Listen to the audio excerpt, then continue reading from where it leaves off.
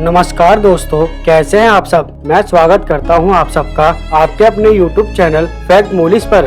दोस्तों, पिछली कुछ वीडियो में हमने मृत्यु के बाद होने वाली कई चीजों के बारे में जाना था, जैसे कि मृत्यु के बाद आत्मा का क्या होता है और ऐसी ही बहुत सारी बातें।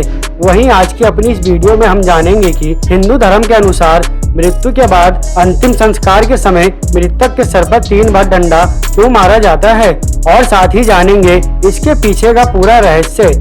अगर आप सब इससे पहले इस क्रिया के बारे में जानते थे तो हमें कमेंट में जरूर बताएं। वहीं अगर नहीं जानते हैं तो वीडियो को अंत तक जरूर देखें। तो चलिए वीडियो शुरू करते हैं बिना किसी देरी के और जानते हैं कि अंतिम संस्कार के दौरान मृतक के सर पर डंडा क्यों मारा जाता है। दोस्तों, जन्म के बाद अगर कोई सबसे बड़ा सत्य है तो वो मृत्यु है। साधु हो या संत, राजा हो या रंक, जिस किसी ने इस मृत्यु लोक में जन्म लिया है उसे एक न एक दिन इस लोक को छोड़कर जाना ही होगा।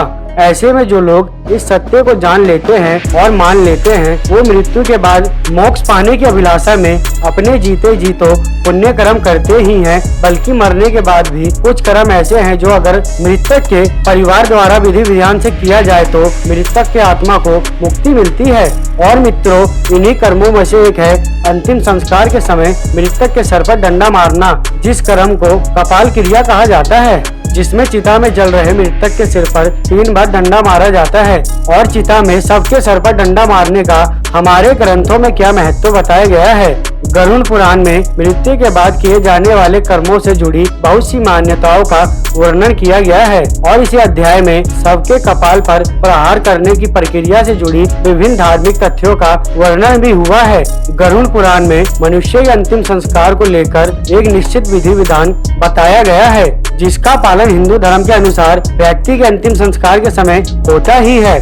दोस्तों, अंतिम संस्कार में मुखा अग्नि देने के बाद बांस के डंडे पर एक लोटा बांधकर सबके सिर पर घी डाला जाता है और ऐसा इसलिए किया जाता है ताकि अग्निदेह समय में सबका सिर अच्छे से जल सके। इसके पीछे का एक कारण ये भी है कि मनुष्य के सिर की हड्डी बाकी अंगों की अपेक्षा ज्यादा मजबूत होती है, इसीलिए उसे अग्नि में अच्छे से नष्ट करने के लिए सबकी खोपड़ी पर एक घी डाला जाता है।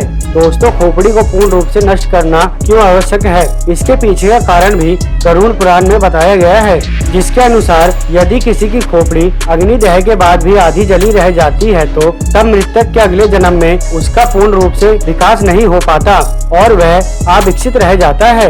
इसके अलावा एक धारणा ये भी है कि अगर कपाल क्रिया नहीं की जाए तो मृतक के प्राण पूर्ण रूप से स्वतंत्र नहीं होते और उसके नए जन्म के मार्ग में बाधाएं उत्पन्न होती रहती हैं, जो कि उसके प्रियजन बिल्कुल नहीं चाहेंगे। इसीलिए मृतक के परिवार द्वारा अंतिम संस्कार की किसी भी प्रक्रिया में ढील नहीं दी जाती। अब आपको बताते हैं ऐसी कौन सी मान्यता है जिसका पालन करने हेतु मनुष्य की मृत्यु के बाद सबके कपाल अर्थात सिर पर डंडे से वार क्यों किया जाता है। दोस्तों, एक बात जो कपाल क्रिया से जुड़ी है जिसका वर्णन स्वराज चंद्रिका पुस्तक में भी है और इसके अनुसार सिर में ब्रह्मा का वास होता है, इसीलिए शरीर को पूर्ण रूप से मुक्त करने के लिए कपाल क्रिया की जाती है। इसीलिए कपाल क्रिया को हिंदू धर्म में काफी महत्व दिया गया है। इसके अतिरिक्त आपने ये भी सुना होगा कि अघोरी और तांत्रिक कपाल का उपयोग अपनी तंत्र मंत्र विद्या और सिद्धियां प्राप्त करने के लिए और उसे बढ़ाने के लिए उपयोग करते हैं। अगर ऐसा काम किसी प्रियजन के कपाल के साथ हो जाए तो मृत्यु के बाद उस मृतक के लिए मोक्ष की प्राप्ति का रास्ता बंद हो जाता है। इस कारण भी कपाल क्रिया करना आवश्यक है, जिसके बाद खोपड़ी टूट जाती है और वह इन कामों में उपयोग नहीं हो पाती।